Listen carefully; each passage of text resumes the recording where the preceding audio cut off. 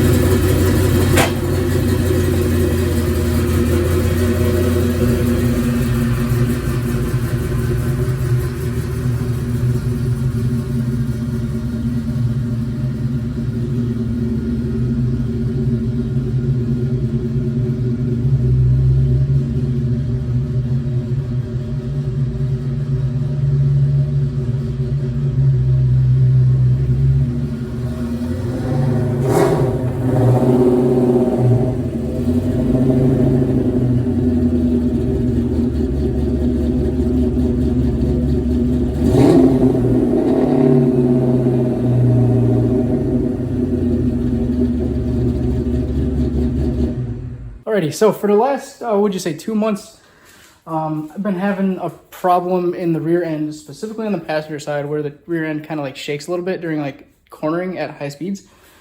And originally, I thought it was the wheel bearing, which it was. So I jacked it up and I moved the tire. If I've still got the little video clip, I'll include it in here. But you could move the tire back and forth, so I knew that the wheel bearing was messed up, right? So I went ahead, fixed those. Wheel bearings are both good in the rear. I haven't touched the front yet, but the wheel bearings are both good in the rear. So while I was changing that, I noticed that the sway bar end links on the sway bar end on this side had a missing bolt. So that's probably part of some of the swing. Now I've had these sway bar links sitting in this garage for, oh gosh, now a month at least. And I'm just lazy. I have another car, so I don't really drive this all that much. And now that I kind of want to drive it again because it's a fun little car. It's got a turbo. It's a Miata.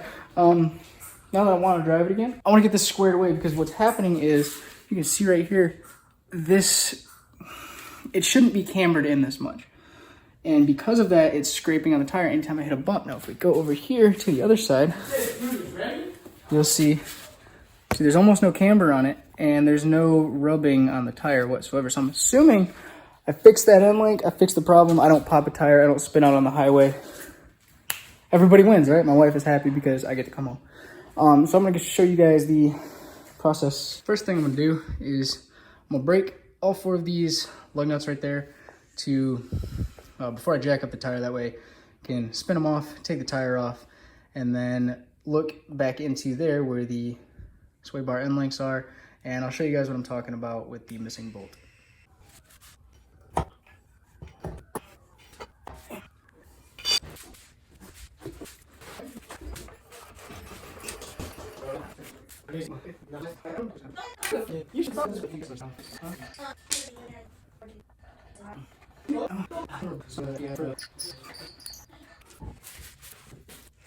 Right here is my sway bar with these 3 holes right there, and right here is my sway bar end link.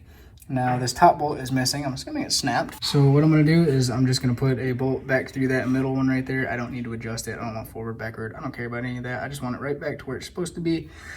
And I'm gonna actually replace these out with some brand new ones, because, you know, old bushings are not good.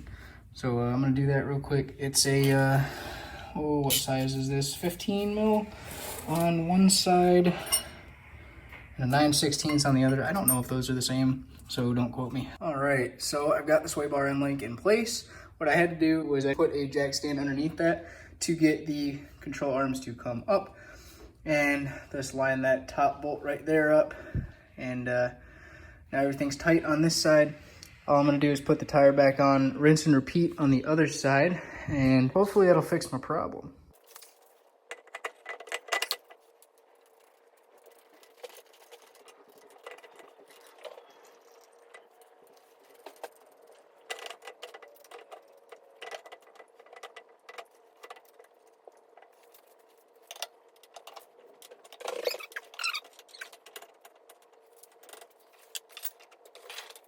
Well, as you can see, I've got it back down and no more crazy camber. It looks, well, maybe not as far out as that side, but it's on that same angle. Yeah, there we go. I think that might have fixed my problem. I'm gonna take it for a test ride and we'll really see after that. But I gotta do the other side still, so I'm gonna pull it around, turn it around, and yeah, I think we'll see you guys in the next episode.